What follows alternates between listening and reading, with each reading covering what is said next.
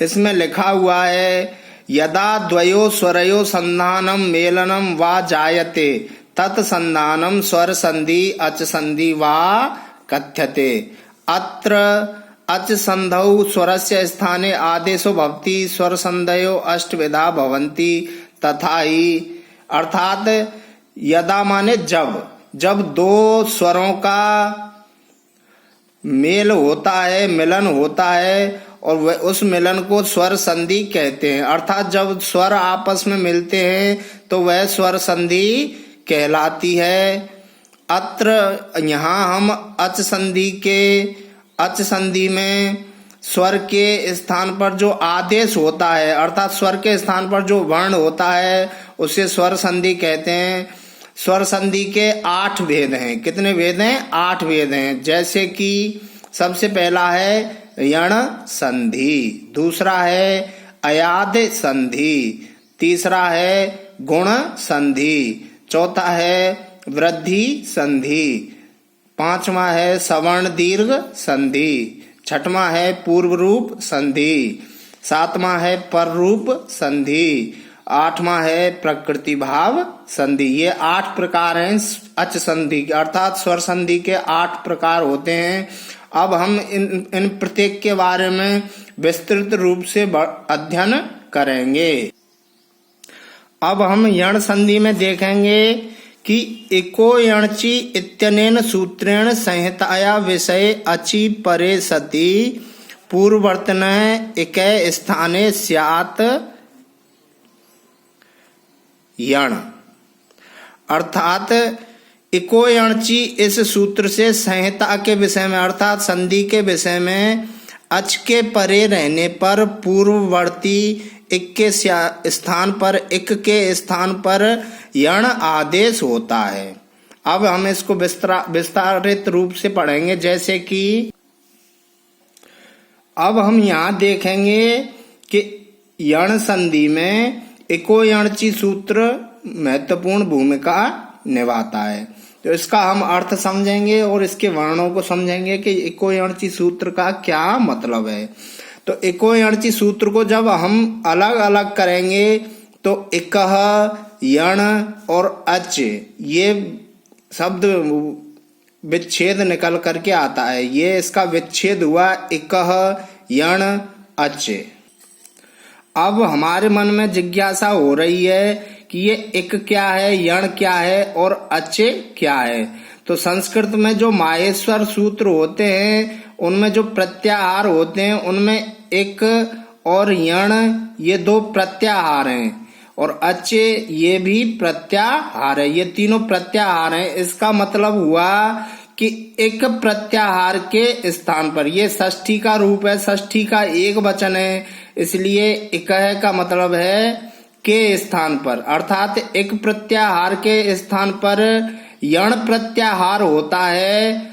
कब होता है? अचि ये सप्तमी विभक्ति का एक वचन है, अर्थात परे रहने पर।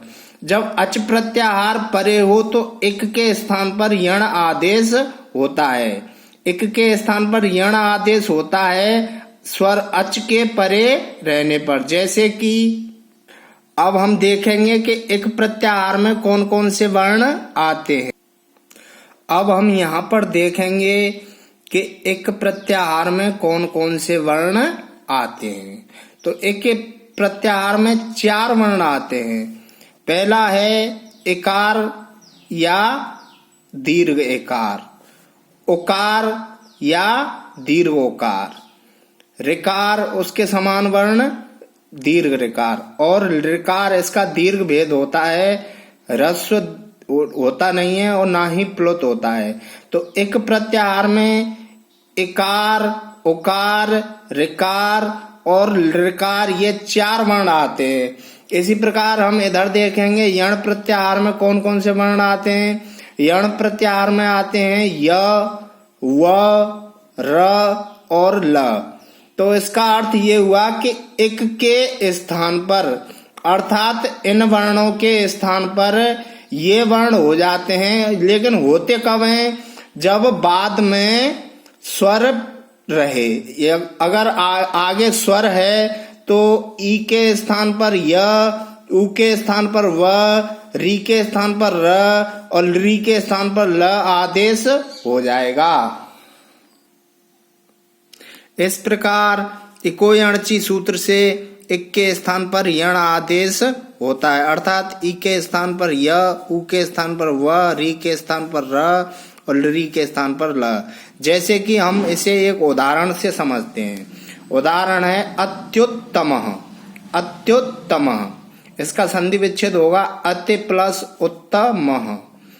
इसका जब वर्ण भेद करेंगे, अलग अलग वर्णों को निकालेंगे तो आएगा अ, त, ई प्लस उत्तम। अति, अति को जब वर्ण भेद करेंगे अति का तो अ, त, ई ये आएगा प्लस उत्तम। अब हम यहाँ पर देखेंगे कि अत के बाद आ रहा है ई, इकार आ रहा है, अर्थात इकार है जो एक प्रत्याहार में आता है। तो ई के स्थान पर य आदेश होता है, य। तो यहाँ पर हमने देखा कि ई के स्थान पर य आदेश हो गया, लेकिन यहाँ पर शर्त यह है कि अगर ई के बाद में स्वर आए तो ही ई को य होगा। तो यहाँ ई के बाद में जो ऊ है, छोटा जो ऊ है, उकार है, वो स्वर है, इसलिए ई के स्थान पर यह आदेश हो गया। और जब हम इनको मिलाएंगे तो अत्युत्तम वर्ण का निर्माण होगा। जब हमने इनको मिलाया तो अत्युत्तम का निर्माण हुआ। इसी प्रकार अगला उदाहरण है, अब यहाँ ये दूसरा उदाहरण है इत्यत्र।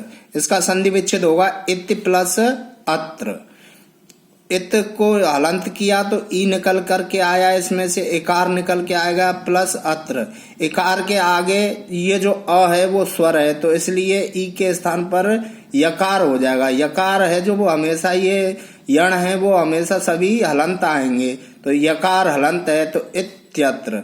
जब हम इनको मिलाएंगे तो इत ये आधा वर्ण रह जाएगा और ये जो आधा वर्ण यह है इसमें अ मिल जाएगा जो कि स्वर है, तो यह पूरा हो जाएगा। तो इत्यत्र इति शब्द का निर्माण हो जाएगा, इत्यत्र शब्द बन जाएगा। जैसे कि इत्यत्र, इसका निर्माण हुआ। यहाँ हम और उदाहरण देखते हैं। जैसे अब यहाँ हम अगला उदाहरण देखते हैं, जैसे नदी प्लस उदकम। उदकम का अर्थ होता है जल, नदी का जल। नदी प्लस उदकम, तो इसको हमने अलग अलग किया नदी को, तो न द, ये द है वो अलंत रह जाएगा, इसमें से दीर्घ इकार निकल के आएगा। और उदकम, तो ये जो ईकार है ये यण है, नहीं सॉरी ये एक है, क्या है, एक प्रत्याहार में आता है ई। तो इसके आगे स्वर रहने पर, तो स्वर उ हुआ तो ई के स्थान पर यकार हो जाएगा। तो नद य प्लस उदकम। अब इसमें ये जो हलंत यकार है इसमें उकार मिल जाएगा, तो नद्युदकम शब्द का निर्माण होगा, नद्युदकम। इस प्रकार ये नद्युदकम शब्द का निर्माण हुआ। इसी प्रकार हम और उदाहरण लेते हैं। जैसे अगला उदाहरण है स्त्री प्लस उत्सव। तो इसको जब अलग अलग करेंगे स्त्री को, तो आधा स, त हलंत, र हलंत, स्त्र प्लस ई, बड़ी ई अर्थात दीर्घ एकार निकल के आएगा, प्लस उत्सव। तो ये जो ई है ये एक है, क्या है, एक है। इसके आगे स्वर उ है, तो एक के स्थान पर यण अर्थात ई के स्थान पर होगा यह आदेश हो जाएगा। तो इस प्रकार स्त्रोत्सव शब्द का निर्माण, इस प्रकार स्त्रोत्सव शब्द का निर्माण हुआ। धन्यवाद।